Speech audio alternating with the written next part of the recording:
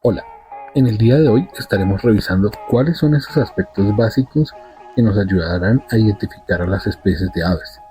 Veremos sus partes y algunos elementos esenciales a la hora de observarlas en campo y buscarlas en una guía o una aplicación que nos permita identificarlas. Antes de salir a campo es importante reconocer algunas de las partes importantes para la identificación de aves, por lo que vamos a tener una estructura con picos, cabeza, ojos, nuca, espalda, rabadilla, cola y por delante el cuello, el pecho y el vientre.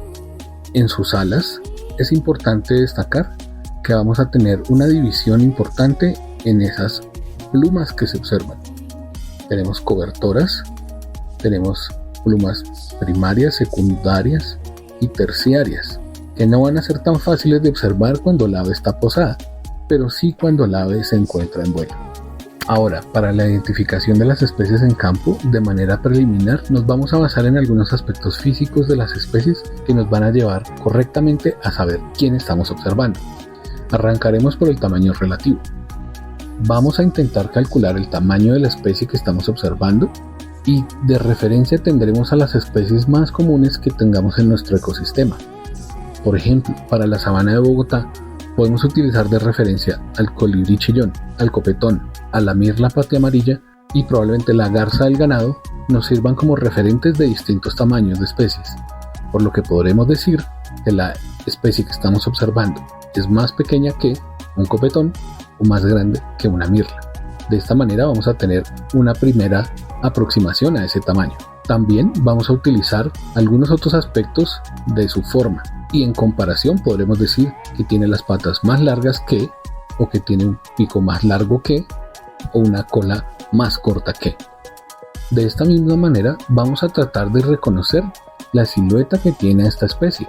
Nosotros a priori conocemos una cantidad de aves simplemente por su silueta, porque son de nuestro conocimiento colectivo, porque fueron parte de algún libro que leímos anteriormente o porque hacen parte de alguna marca comercial de la cual reconocemos con facilidad esa forma. Es así como de cierta manera podríamos reconocer con facilidad la silueta de un flamenco, podríamos reconocer con facilidad la silueta de un pelícano, de una garza, de un búho o de un colibrí. Estos aspectos de su forma y su silueta van a ser importantes a la hora de reconocer los grupos en los que se dividen las especies de aves. Por otro lado, trataremos de observar y detallar en dónde se encuentran cada uno de los colores que tiene la especie y los sitios en su cuerpo en donde este color se encuentra. No es lo mismo tener una espalda roja que un vientre rojo. No va a ser lo mismo para la identificación tener una máscara negra que una franja negra por encima de la cabeza. De esta manera vamos a poder encontrar con mayor facilidad la especie que estamos viendo en nuestras guías de aves.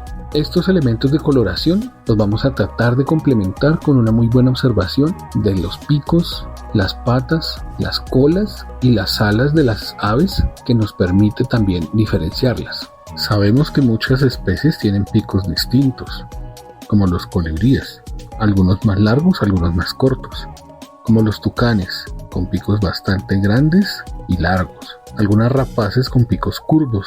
Sin embargo, muchas especies pueden confundirse por las formas de sus picos.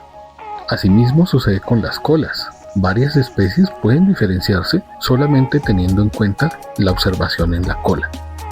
Algunas aves en sus patas también presentan coloraciones que terminan siendo determinantes a la hora de diferenciar las especies. En las formas de las alas también hay una amplia variación. No todas las especies tienen alas iguales. Algunas son más largas, redondeadas, puntudas o más cortas. Esto depende de las formas que tienen de vuelos y los patrones en el desplazamiento que tiene cada una de las especies. Algunos aspectos geográficos van a ser supremamente importantes para la identificación. Debemos conocer una altura aproximada, la región en la que nos encontramos y el ecosistema que estamos visitando. Así podemos diferenciar la especie que estamos viendo probablemente de algunas otras muy similares, pero que se encuentran en otra región del país o en otras altitudes. La época en la que estamos haciendo nuestra pajareada o nuestra observación también va a ser determinante. Recordemos que muchas especies de aves migran a lo largo y ancho del continente en ciertas épocas específicas del año, por lo que debemos tener este aspecto muy en cuenta. Varias de nuestras guías, libros, plegables y aplicaciones nos van a indicar este aspecto fundamental de las especies.